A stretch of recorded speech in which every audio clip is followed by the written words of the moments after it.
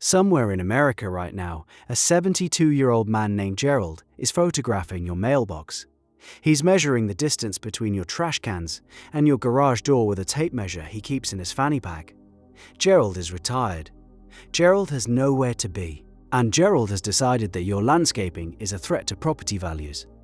Welcome to the Homeowners Association, democracy's pettiest experiment. You bought a house. Congratulations. You also bought a membership in a micro-government run by people who peaked as hall monitors. The HOA covenant you signed at closing was 240 pages long. Your mortgage broker flipped past it. Your real estate agent smiled and said it was standard. You initialed 14 times, and now Gerald owns your weekends. The first letter arrives 6 days after you move in. Your mailbox is the wrong shade of beige. You painted it beige. You specifically chose beige, but your beige is warm beige. The approved beige is Sherwin-Williams Accessible Beige, SW736. You used Kills Warm Latte. To Gerald, this is a felony. The violation notice gives you 14 days to repaint or face a $25 daily fine. You're standing in your driveway holding a letter about paint, wondering if this is what the founding fathers had in mind. Gerald serves on the board. Gerald is the board.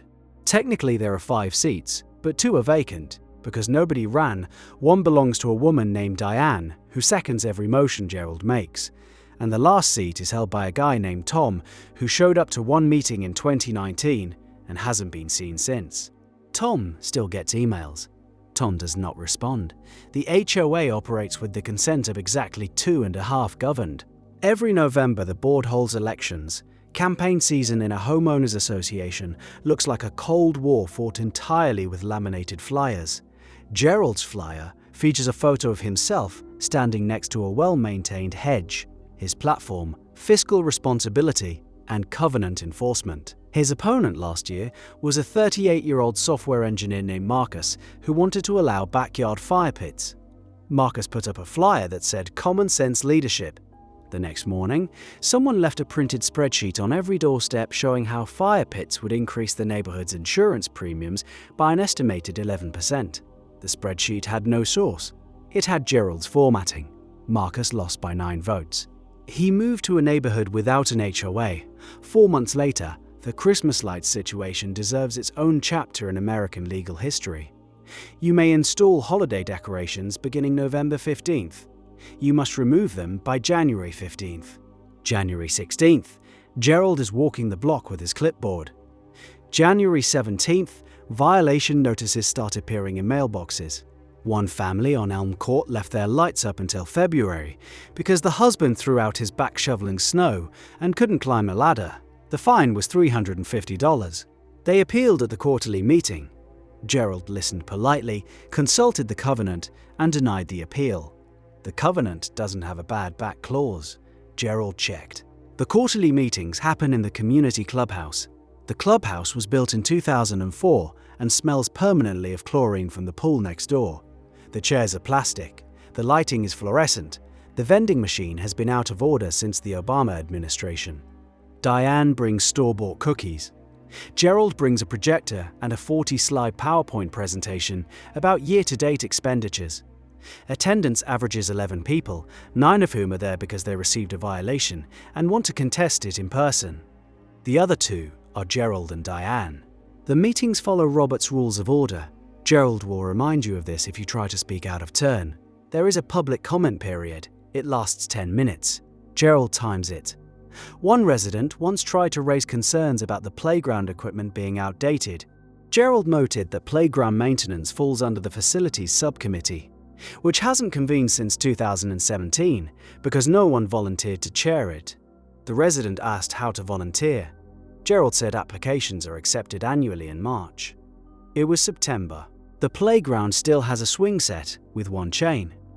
The RV parking wars are where HOA governance reaches its philosophical peak. Dave on Maple Street bought a 26-foot travel trailer. The covenant says recreational vehicles cannot be parked in driveways or on streets for more than 48 hours. Dave parks it at a storage facility 20 minutes away and pays $160 a month. Dave's neighbor Rick parks his boat on a trailer in his side yard behind a 6-foot privacy fence. Gerald measured the boat's height at 7 feet 2 inches. It's visible above the fence line by 14 inches. Rick received a violation. Rick argued it was behind the fence. Gerald produced a photograph taken from the sidewalk across the street, zoomed in, showing the tip of the boat's bow peeking over the cedar planks. Rick now pays for off-site storage too. Both men wave to Gerald when he walks past their houses. The waves are not friendly. Garden gnomes fall under Section 12, Paragraph 4. Decorative yard ornaments must be approved by the Architectural Review Committee prior to installation. The Architectural Review Committee is Gerald. Gerald does not approve of gnomes.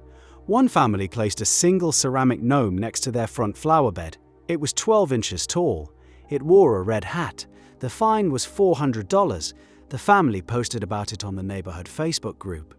The comment section reached 97 replies before someone called someone else a communist, and Diane locked the thread. The gnome was removed.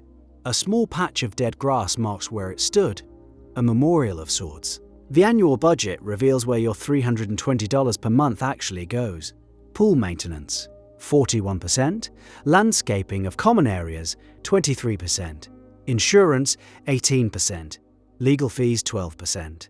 That legal fee number has been climbing. Turns out, threatening residents with fines generates a certain amount of pushback.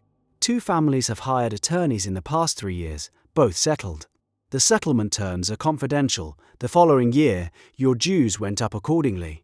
Gerald presented this at the quarterly meeting as responsible financial planning. The covenant has a clause about exterior paint colors.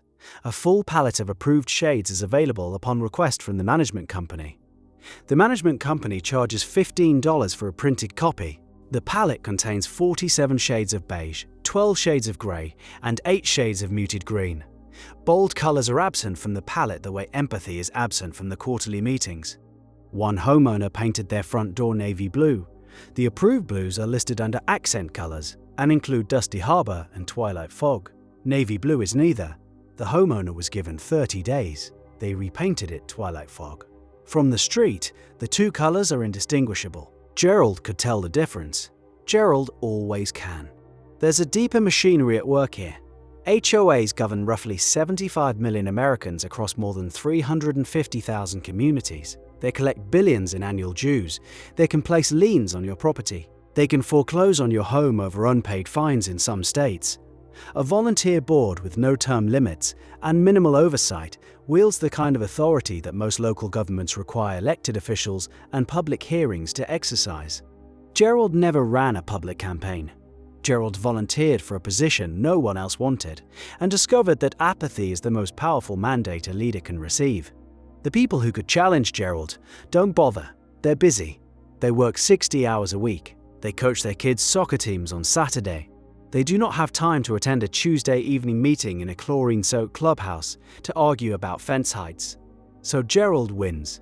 Every year, unopposed. His power isn't seized. It's inherited from collective exhaustion. And that's the real architecture of the HOA. A covenant written by a developer who left town 15 years ago.